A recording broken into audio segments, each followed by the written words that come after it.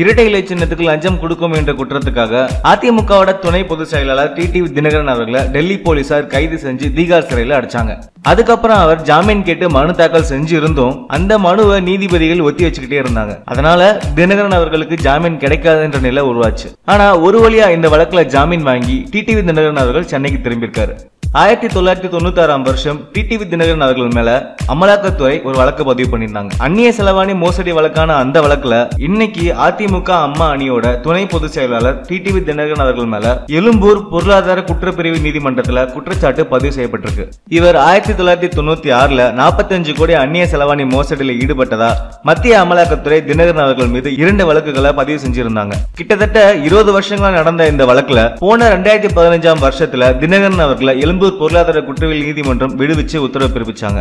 இந்த விடுதலையை எதிர்த்து சென்னை உயர்நீதிமன்றத்தில் அமலாக்க பிரிவு மேல்முறையீடு செஞ்சாங்க. அதுக்கப்புறம் இந்த மேல்முறையீட்டை விசாரிச்ச உயர்நீதிமன்ற நீதிபதிகள் எழும்பூர் பொருளாதார குற்றவியல் நீதிமன்றம் தினகரனை விடுவிச்சது செல்லாதுன்னு தீர்ப்பளிச்சிருந்தாங்க. அது மட்டும் இல்லாம இந்த வழக்கை டெய்லியும் விசாரிக்கணும்னு எழும்பூர் நீதிமன்றத்தில் அமலாக்க பிரிவு ஒரு வழக்கு ஒன்று தொடர்ந்திருந்தாங்க. அதனால இன்னைக்கு எழும்பூர் பொருளாதார குற்றப்பிரிவு நீதிமன்றத்தில் குற்றச்சாட்டு பதிவு செய்யப்பட்டிருக்கு.